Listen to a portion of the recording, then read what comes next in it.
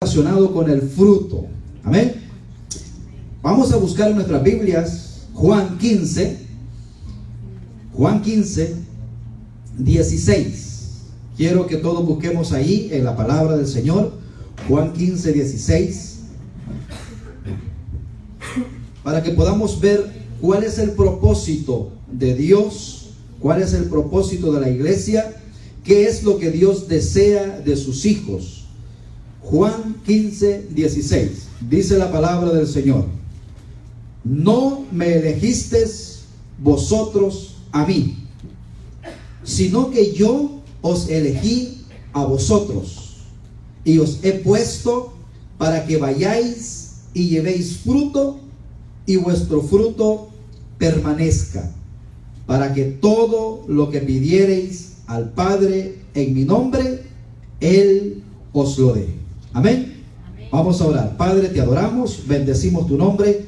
Te pedimos, Señor, que en esta mañana, como siempre, nos hables a través de tu palabra, por medio de tu Santo Espíritu, en el nombre de Jesús.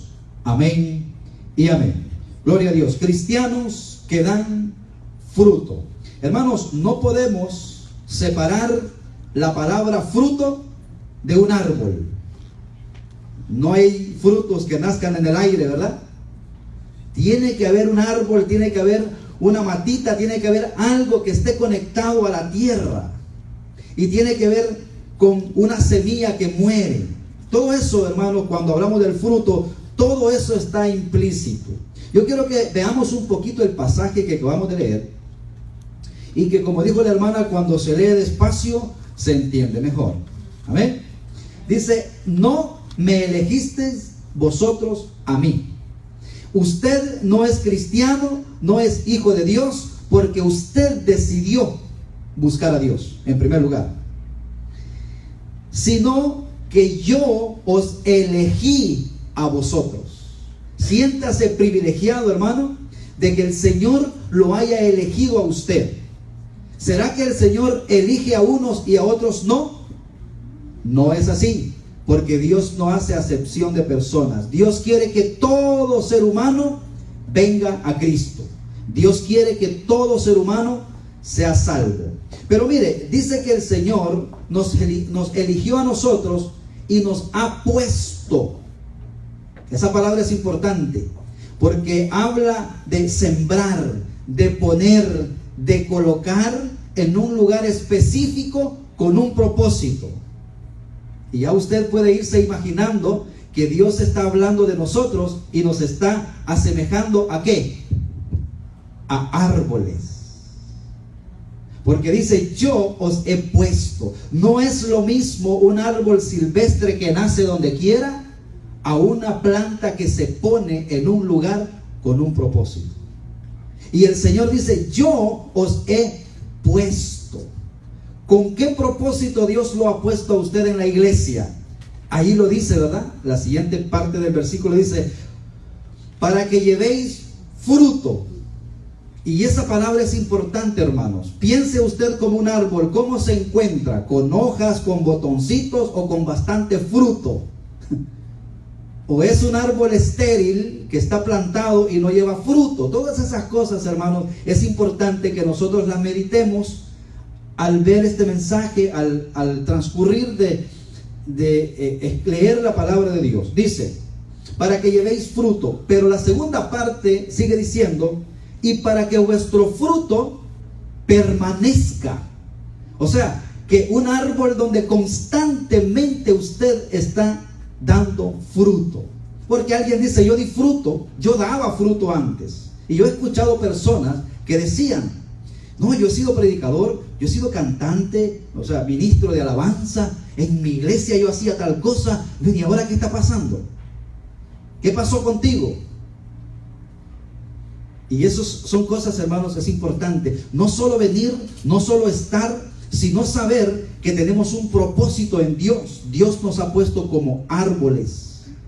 Y podríamos hablar mucho acerca de eso, ¿verdad? Creo que el Espíritu Santo ya le está recordando otros pasajes de la Biblia. Por lo menos Salmos 1, ¿verdad? Y por ahí podemos irnos. Pero mire qué interesante, porque dice: y vuestro fruto permanezca. Qué bueno es, hermanos, ver hermanos que hacía 10 años no lo veía y usted ve y dice, ¿dónde estás? No, estoy en una iglesia plantado dando frutos. Y de pronto, otros 10 años después, hermano, ¿dónde está? No, hoy estamos de misioneros dando frutos. Y total, hermanos, que hasta que nos sorprenda la muerte, vamos a estar dando frutos para el Señor. Me da mucha alegría ver y satisfacción leer en la palabra de Dios que Daniel llegó como cautivo a Babilonia, como joven de 17, 16 años más o menos. Pero más adelante leemos que Daniel fue un señor, un anciano de 80, 90 años, principal consejero en esos imperios, nunca se contaminó. Pero vemos 17, 18, 19, 80, no sabemos cuántos años. Lo importante, hermano, no es dar fruto temporal, sino que nuestro fruto permanezca. Amén. Y el fruto no es para usted. El árbol no come de ese fruto. El fruto es para los demás. O sea que todo lo que usted hace no es para usted, es para los demás. O sea que entre más fruto la gente toma de usted, más se glorifica el Padre. Y es interesante, hermanos, porque más adelante en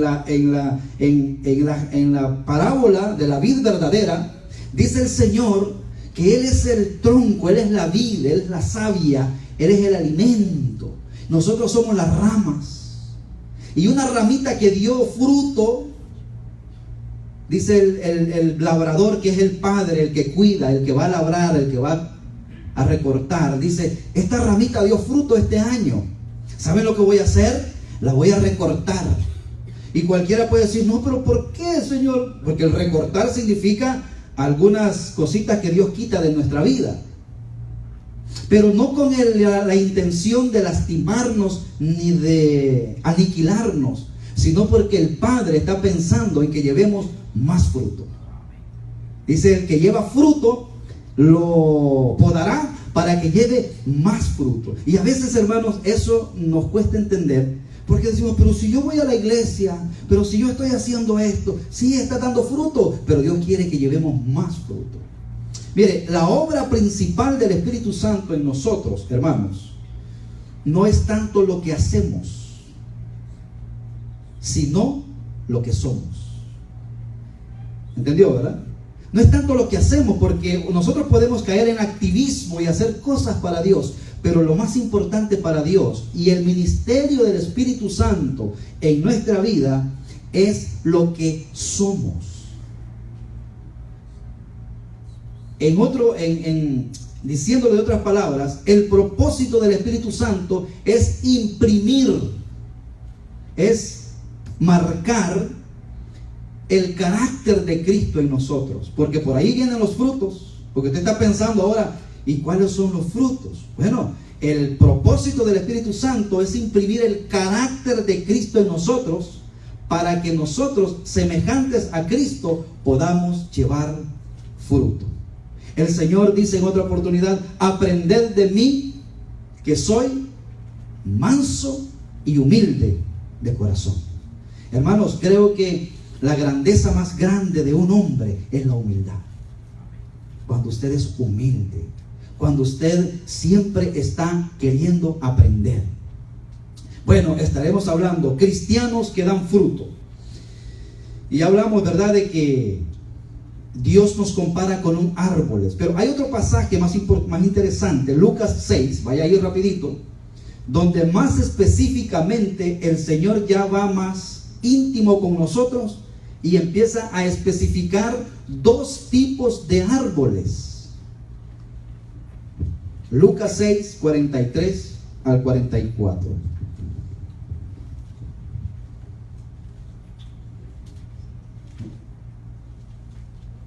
Dice la palabra del Señor: no es buen árbol el que da malos frutos. Eso hasta nosotros lo sabemos.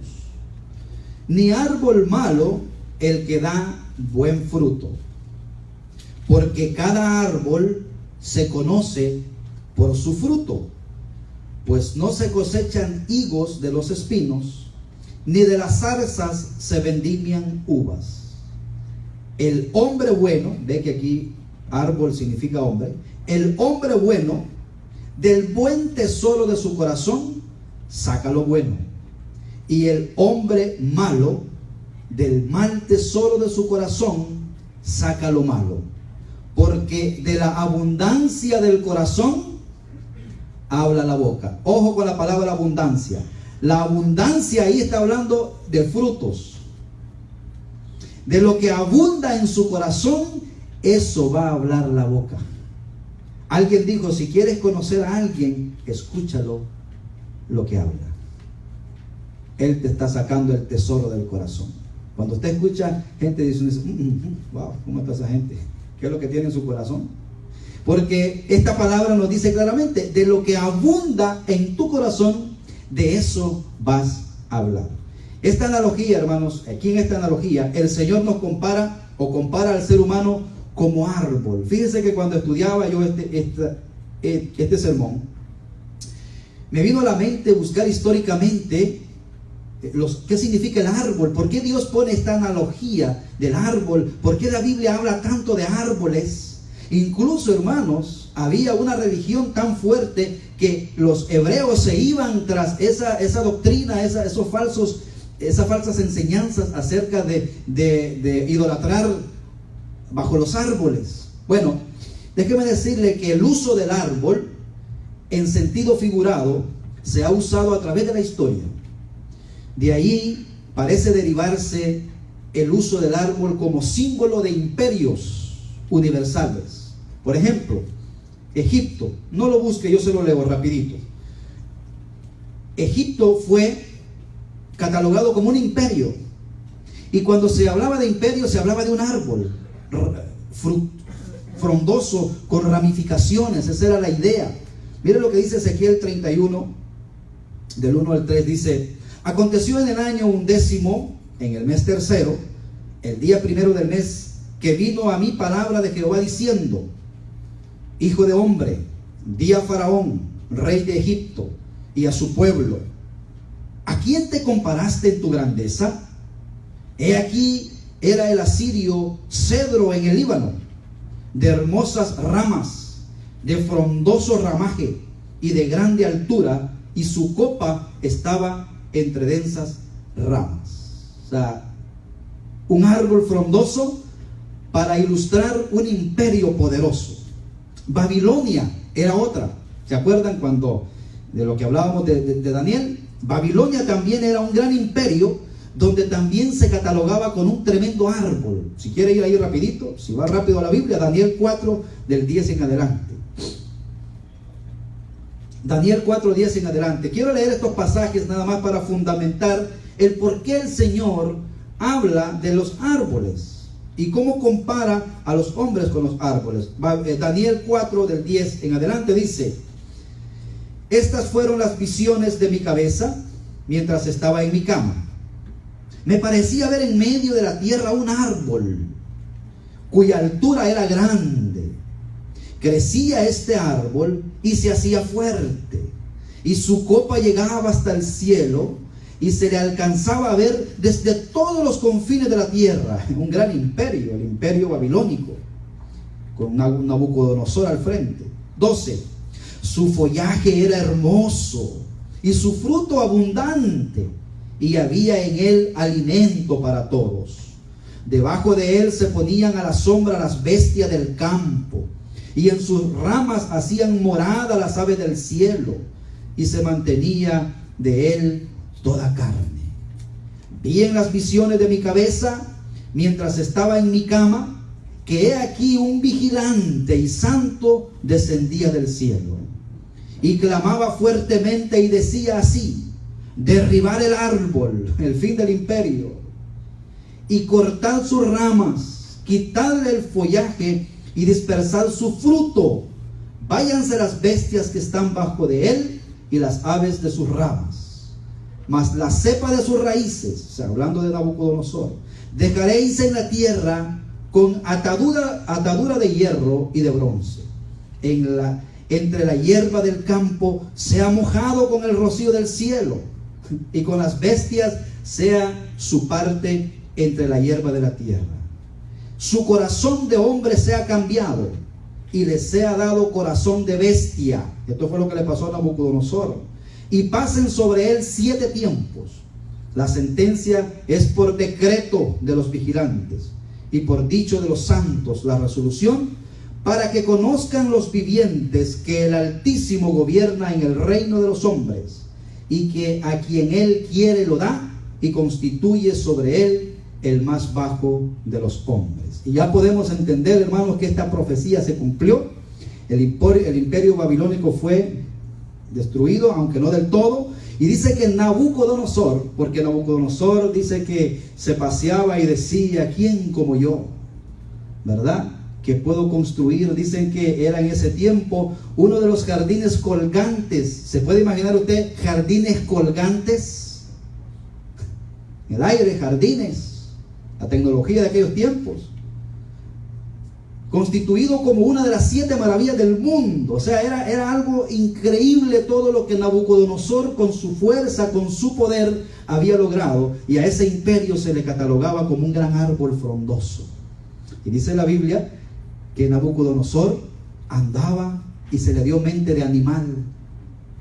A ese gran rey, ese rey poderoso, se le dio mente de animal y andaba entre las bestias del campo comiendo hierba. El rey poderoso, le crecieron las uñas, se bañaba con el rocío. O sea, un corazón de animal tenía Nabucodonosor. Bueno, hermanos, dada esta asociación, ya es con este pequeño recuento histórico de lo que es el árbol, los árboles se consideran a veces sagrados. Y ahí donde viene un estudio bastante fuerte acerca del árbol de Navidad y todas estas cosas, pero no vamos a entrar en esos detalles. Pero sí se consideraban árboles sagrados. Bajo sus sombras se celebraban reuniones, bajo la sombra de los árboles, del pueblo y de juicio. Jueces 4:5 dice que Débora se sentaba y gobernaba al pueblo bajo la sombra de la palmera. Está hablando de una sombra de árboles. En su cercanía se sepultaban personas también. Siempre sepultaban personas a la orilla de alrededor de los árboles frondosos.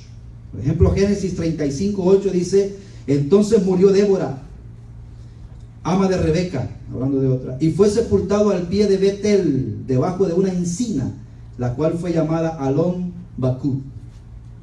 Y dicen, hermanos, también, esto sí ya es historia, que los indios, con ese deseo, con esa mente de creer en un Dios superior, alguien superior a ellos, dicen que cuando morían uno de ellos, lo enterraban al pie del árbol más grande de la selva, para que por ahí, por bajo, por su savia, se fuera el alma o lo que sea de ese indio y llegara a lo más alto para poder estar más cerca de Dios.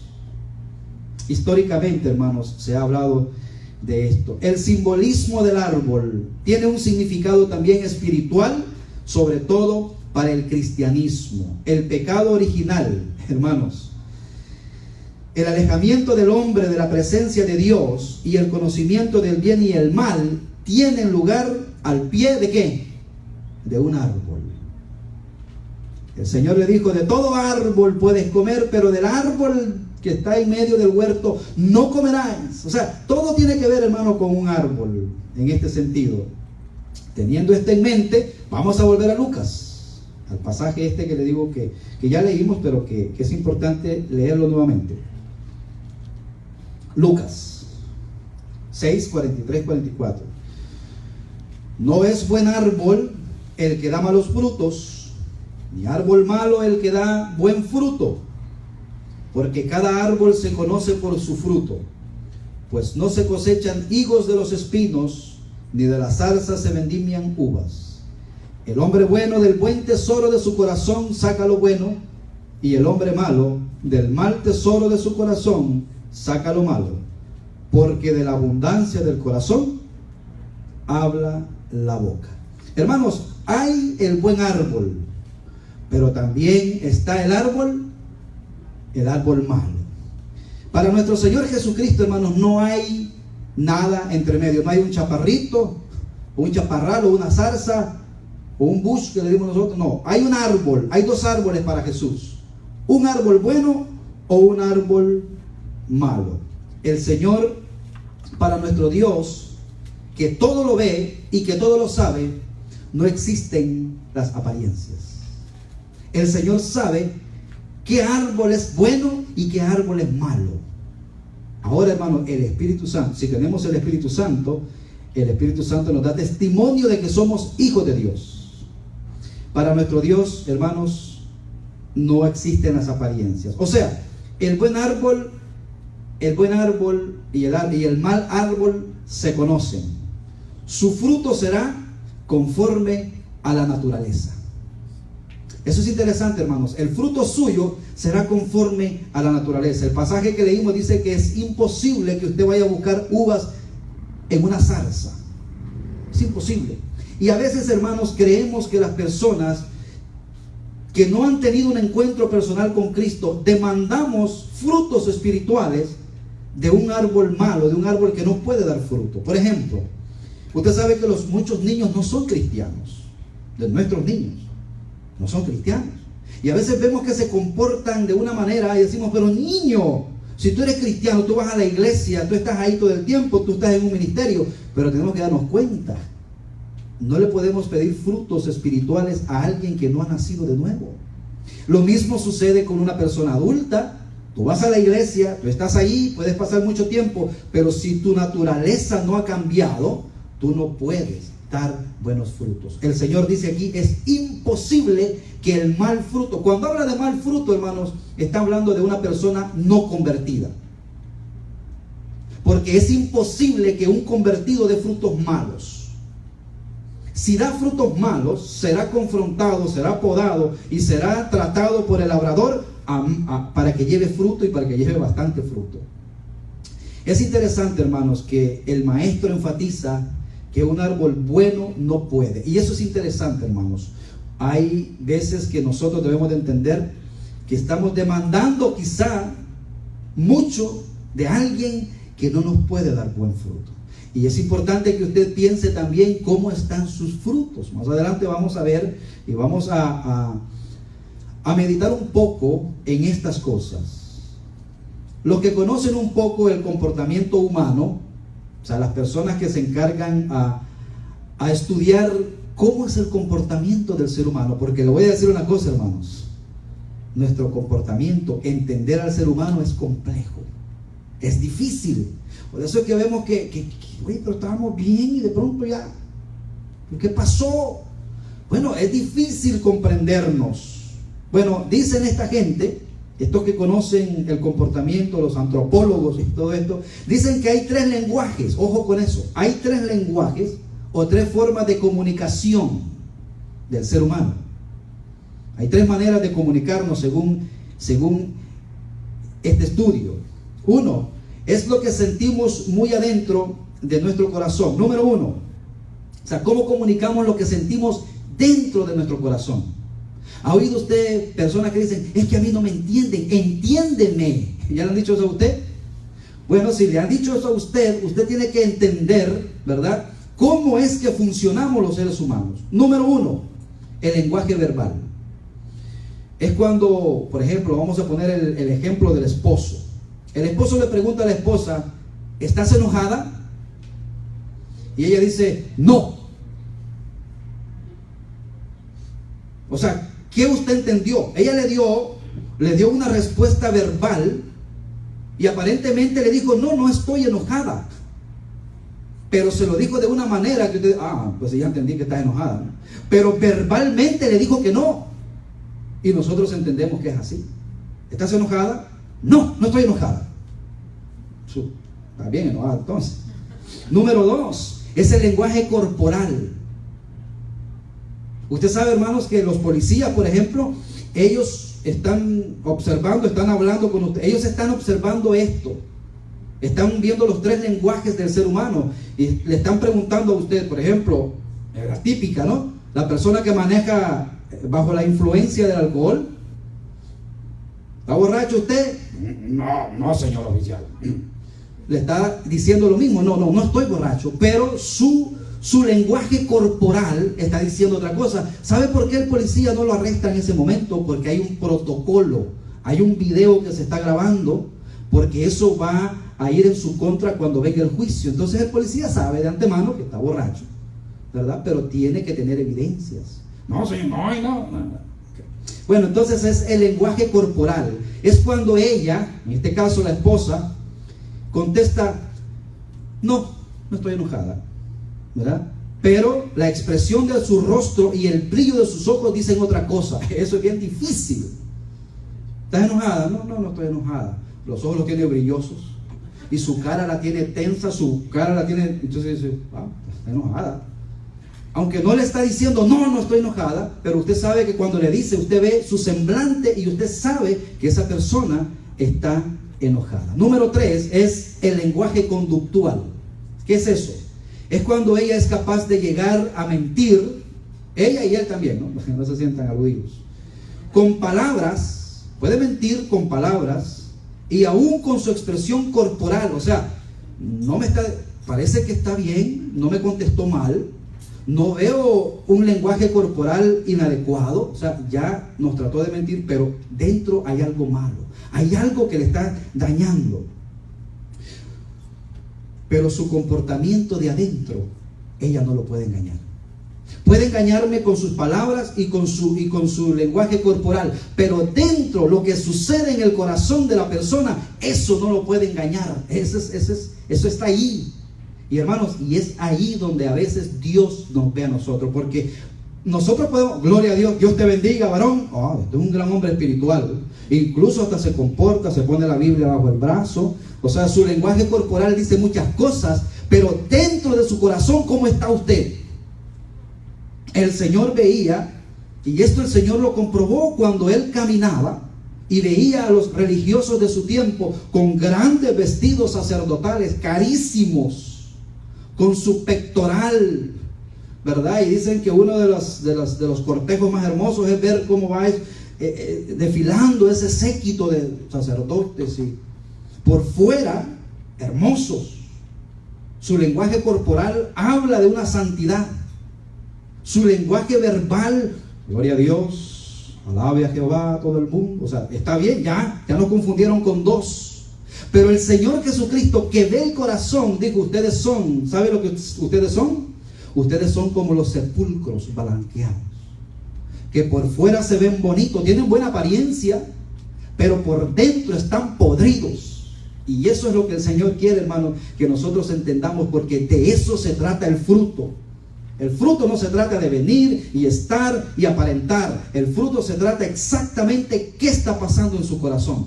¿Qué está pasando en mi corazón?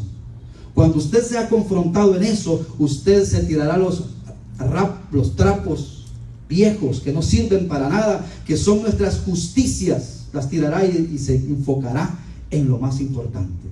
El Señor le decía a los discípulos: cuando ustedes oigan a los fariseos, hagan lo que ellos dicen, porque ellos están hablando conforme a la palabra, pero no hagan lo que ellos hacen. Por eso les digo, hermano, que es más importante lo que somos que lo que hacemos para Dios. Amén. Amén. Gloria a Dios. Veo que están recibiendo la palabra de Dios. Amén. Amén. Nosotros, hermanos, podemos engañar a los demás. Y le voy a decir una cosa: podríamos nosotros crear un ambiente acá, un ambiente donde pudiera haber una apariencia, pero acá en nuestra congregación le pedimos al Señor que nos confronte, que nos ayude, ¿verdad? Nosotros podemos engañar a los demás con nuestras palabras, aún con nuestros movimientos, pero jamás podremos mentir en nuestra conducta. En nuestra conducta. Mire, para que haya cambios en nuestra vida, debe de haber un cambio de naturaleza. Y de eso está hablando. Quizá en un tiempo éramos ese árbol seco que está allá, pero cuando Dios nos cambió la naturaleza, hoy somos árboles que dan fruto. Árboles que dan fruto. La Biblia dice, hermanos: no os engañéis. Dios no puede ser burlado. Está hablando de estos puntos que los psicólogos creen que han descubierto la gran cosa. No hay nada nuevo, hermano, bajo el cielo. El Señor dice, podéis tener apariencias, pero a mí no me podéis engañar. Gálatas 6:7. No os engañéis. Dios no puede ser burlado, pues todo lo que el hombre siembre, eso también segará. ¿Qué clase de fruto está dando usted? Y estamos hablando del carácter. El hombre bueno, o sea, el árbol bueno, de su buen tesoro saca lo bueno, dice el Señor.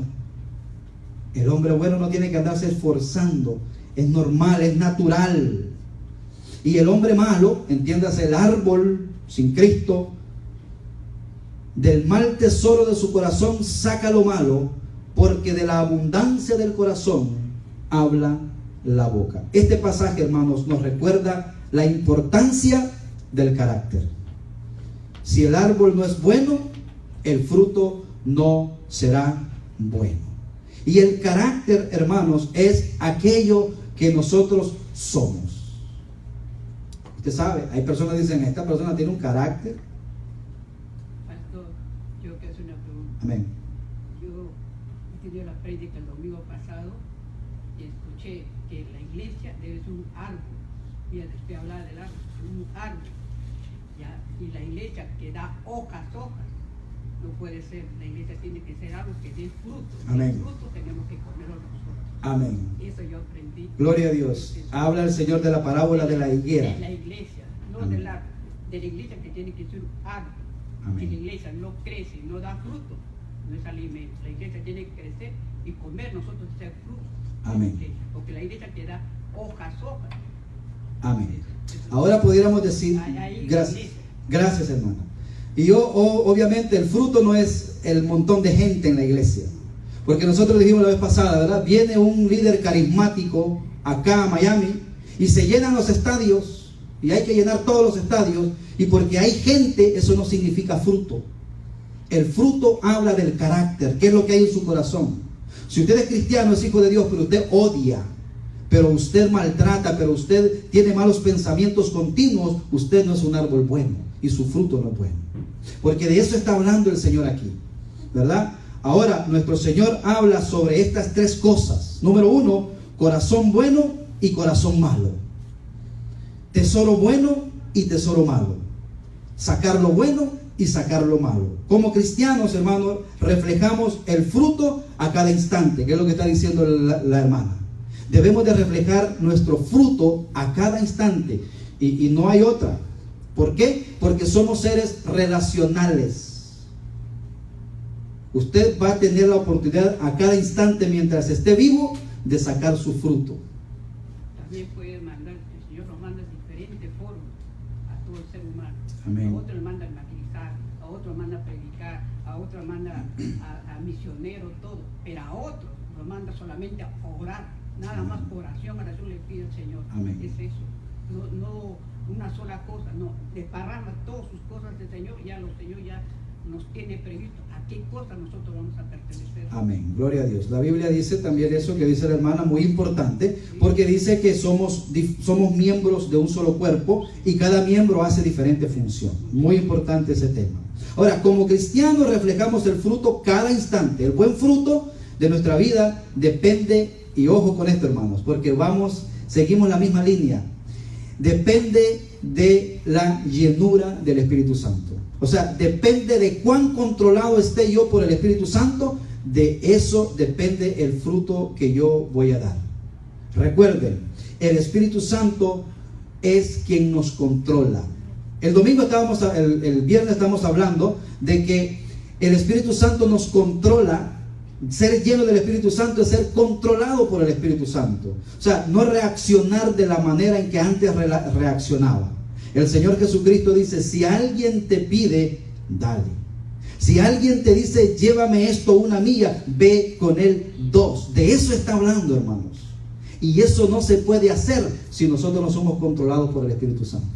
Porque usted va a decir, bueno, ¿y quién sos vos para que me estés mandando a mí? Eso es un mal fruto. A mí nadie tiene que decirme lo que tengo que hacer. Mal fruto. No que ahí, que no sé qué, mal fruto.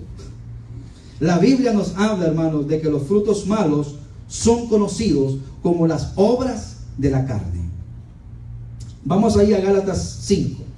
Gálatas 5:19. Y quiero, hermanos, aquí detenerme un poquito. Gálatas 5:19, 21. Ya hemos leído estos pasajes bastante, pero quiero que los leamos simplemente con detenimiento y que el Espíritu Santo nos hable. Gálatas 5:19 al 21 dice: y manifiestas son las obras de la carne, o sea, salen a la luz, salen visiblemente, que son, y aquí viene, adulterio, esa es una obra de la carne, eso no es una obra del Espíritu. Fornicación, ya entendemos la diferencia entre uno y la otra. Inmundicia. Pastores, bueno, esto, bueno, ¿qué tipo de árbol eres? Lascivia. Ojo, estas son obras de la carne que son contrarias a Dios y contrarias al Espíritu. Idolatría. Usted sabe que hay muchos tipos de idolatría. Generalmente creemos que simplemente es ver cosas alrededor de los templos. La idolatría puede estar guardada en nuestro corazón. Somos por naturaleza idólatras y tenemos que guardarnos de la idolatría. Muchas veces, hermanos, un ídolo puede ser un hijo. Señor, yo oro por mi hijo para tener un hijo, y de pronto viene el hijo y ahora el hijo es el ídolo que no le permite llegar a la iglesia. ¿Por qué no viniste a la iglesia? No, porque mi niño. No, porque ahí hay influencia ahí de mi niño. Entonces el niño se convierte en un ídolo. Recuerde, todo lo que se interpone entre Dios y yo es un ídolo. El Señor Jesucristo lo dijo bien claro: si no dejas padre, madre, hijo, hermanos, hermanas por mí, no eres digno. No está diciendo que los aborrezcamos. Está diciendo, el pasaje originalmente dice, ponerlos en su lugar correcto y Dios primero. Dios primero. No mi madre, ni mi padre, ni mis hijos, ni mis hermanos. Dios primero y después los demás. No porque si no me va a dejar, bueno, gloria a Dios. Si te dice no, porque si yo pongo a Dios primero, o Dios o yo, le puede decir su esposa o su esposo. Y le va a decir, I'm sorry, Dios primero. Ahora dice la palabra de Dios que nosotros debemos de dar buen fruto y ser de testimonio a nuestros semejantes. Entonces dice idolatría, hechicerías. Hermano, esto es interesante porque muchas veces se está dando esto en la iglesia sin darnos cuenta. ¿Qué es lo que hace la hechicería? ¿Qué usa la hechicería en sí? El combustible de la hechicería son las supersticiones. Usan cosas, amuletos, animales. Ahora, en la iglesia cristiana, ¿usted cree que se puede introducir la hechicería? Bueno, esta carta fue enviada no a la gente de afuera, fue enviada a la iglesia que estaba esparcida en Galacia. Le está diciendo, hey, apártense de la hechicería.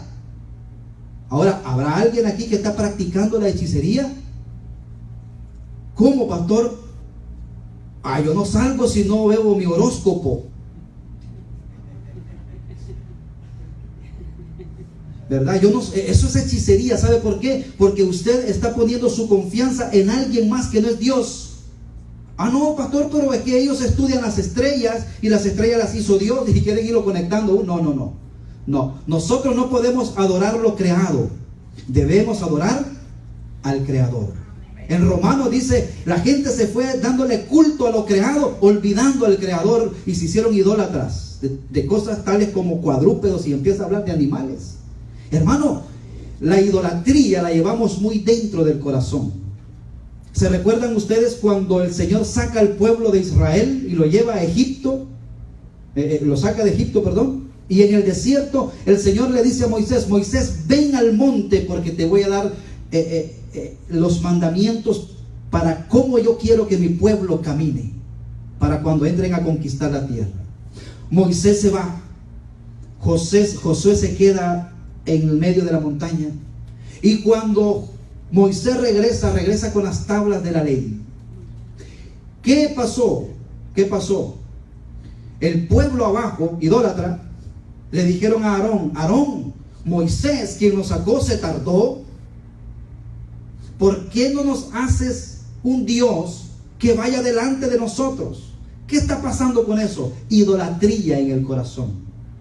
Dice la palabra de Dios que cuando Dios saca al pueblo de Israel de Egipto, les dieron oro y plata y un montón de cosas, y salieron llenos de muchas cosas de esas. Y dice que Aarón, un líder que se deja dominar por el pueblo, dijo, bueno, traigan todos los zarcillos. Esa fue la primera colecta de oro y plata en la iglesia. Traigan todo, dijeron, y dice que empezaron a hacer, y hicieron un becerro de fundición. Y dice que empezó el pueblo a regocijarse, a cantar, como un concierto cristiano, ¿no? Alrededor de una persona. ¿Qué pasó? Cuando de pronto viene Moisés con las tablas en la mano, y el primer mandamiento es, no tendrás dioses ajenos delante de mí. Venía Moisés, ¿verdad? Con sus tablas. Y de pronto oye una gritadera en la iglesia, en el desierto. Era el pueblo regocijándose. Y Josué le dijo, oye, parece que nos vinieron a invadir porque yo oigo alaridos. Le digo, no es alarido, son gritos del pueblo en fiesta. Cuando Moisés llega y ve el becerro y ve al pueblo adorando a un becerro. Hoy no adoramos a esos becerros, hay otros tipos de becerros hoy. Dice que Moisés agarra las tablas y las quiebra.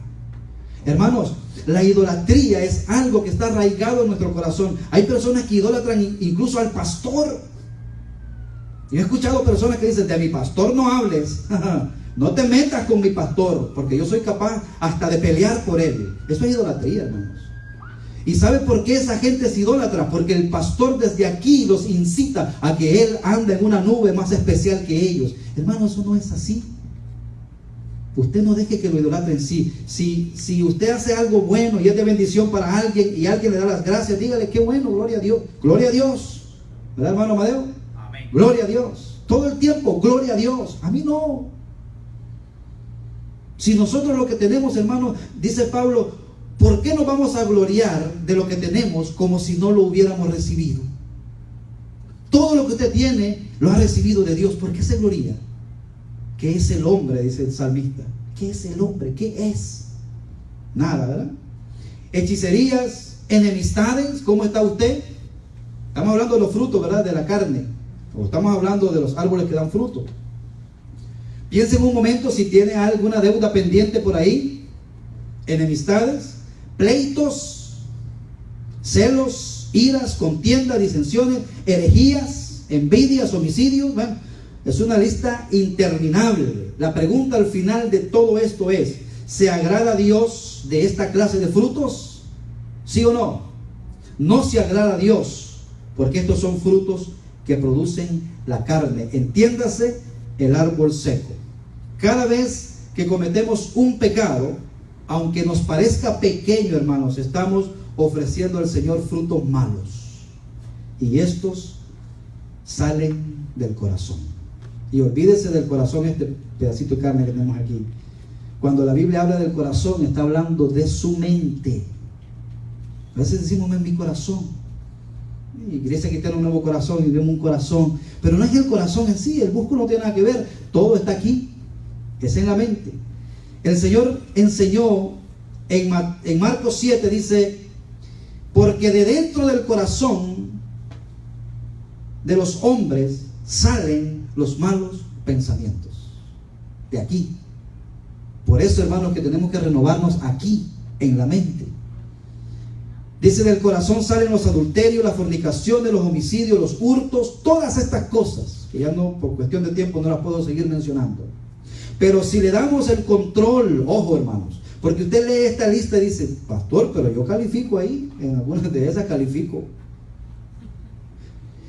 No se sienta usted aludido ni se sienta excluido. ¿Por qué? Porque el Señor nos manda, después que somos salvos, a caminar en la senda de la santificación. Y yo siempre digo esto, hermanos, la inercia del pecado, cuando Cristo nos salva, queda en nosotros. Y el ejemplo que yo pongo es, una bicicleta le da vuelta y deja las llantas para arriba, y usted le da con la mano y después suelta el pedal. ¿Cómo se quedan las llantas? Dando vuelta. Pero ya no hay una fuerza que las impulsa. ¿Sabe qué es? Es la inercia. Cuando el Señor nos salva, el Señor nos limpia. Pero nuestra carne, dice la Biblia, que queda viciada con el pecado. Y ahí vienen las cartas para la iglesia: despojaos del viejo hombre, entregadle al Señor, desechaos. Y empieza, ¿verdad? Huid. ¿Por qué? Porque toda esa inercia del pecado nos persigue, pero usted ya tiene una entidad en Cristo. Usted es salvo, usted es hijo de Dios, está en el reino de luz. ¿Por qué le digo esto, hermano? Porque tarde o temprano usted se va a sentir que usted es parte del otro grupo. Pero yo doy fruto, pero a veces soy seco y a veces... Eso no es para un cristiano. Quiero que entendamos que la lucha es entre la carne y el espíritu. Esa vieja naturaleza, ese árbol seco que está ahí, no ha sido eliminado de usted. Todavía está ahí. Pero ahora dice la palabra de Dios que tenemos que hacer morir las cosas de la carne. Usted agarra un ratoncito ahorita, gordito, lo pone en una cajita y no le da comida nunca. Después de un año llega ahí. ¿Cómo cree que va a encontrar el ratón? Disecado. Porque no lo alimentó.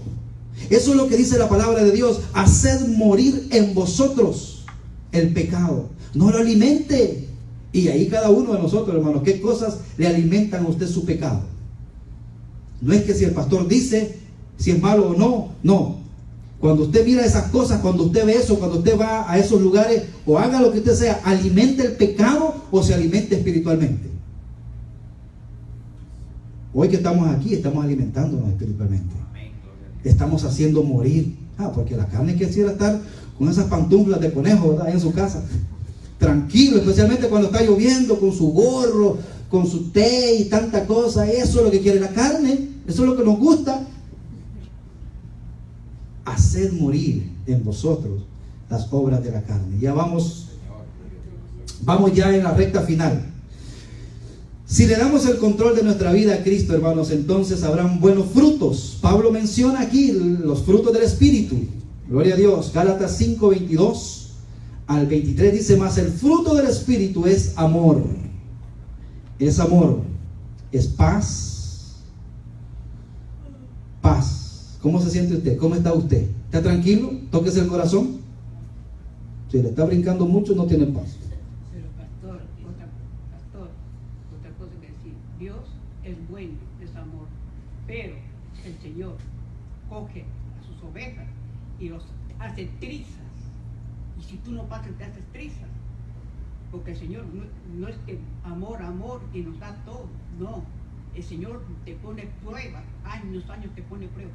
Pero pasa por el fuego todo, pero usted tiene que salir adentro. Señor, Amén. Señor, te pone muchas pruebas. Amén. Ahí, y tiene uno que salir. Eso es el Señor. Amén. No que el Señor, tú no le das, no, porque a veces confunden al Señor. Pedir, el Señor es amor y por amor murió en la cruz y pagó la deuda con nosotros. Entonces el Señor lo que quiere hacer es que nosotros nos sacrifiquemos. Amén. No orar, no ir a tantos sitios, sacrificios, y nos piden muchos sacrificios.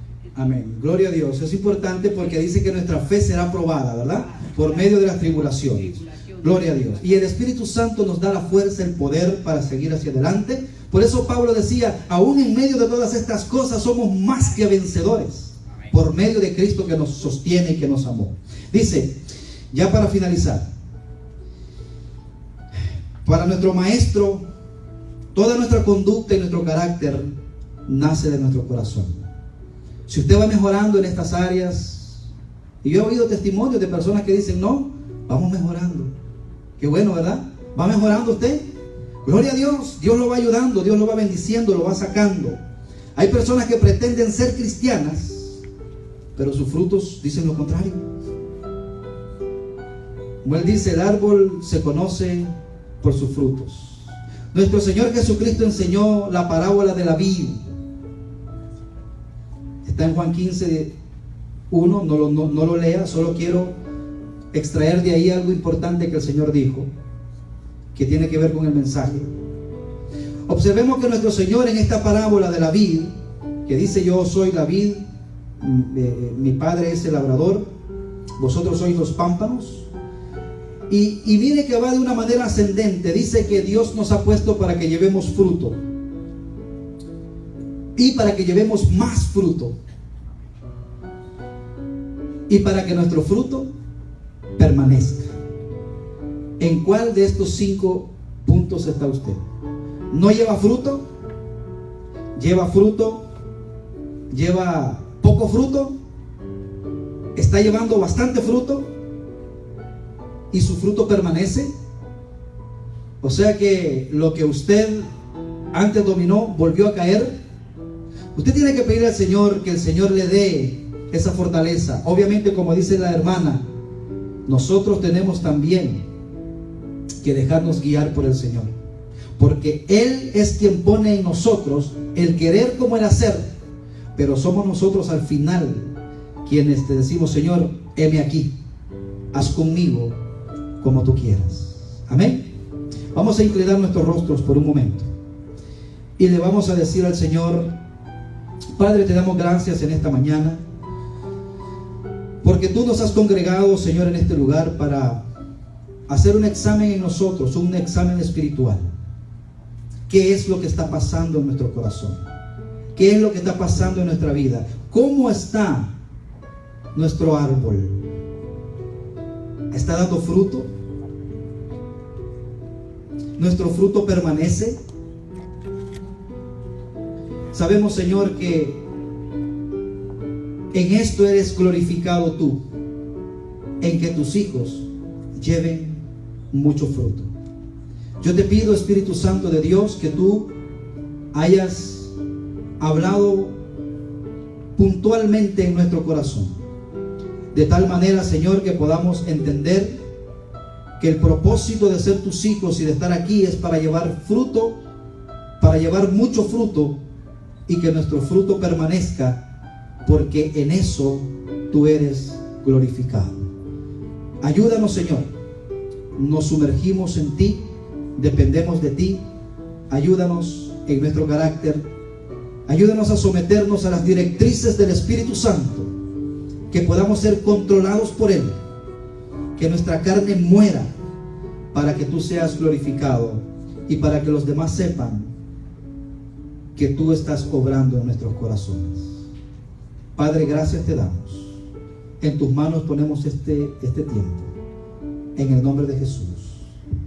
Amén y amén. Vamos a terminar.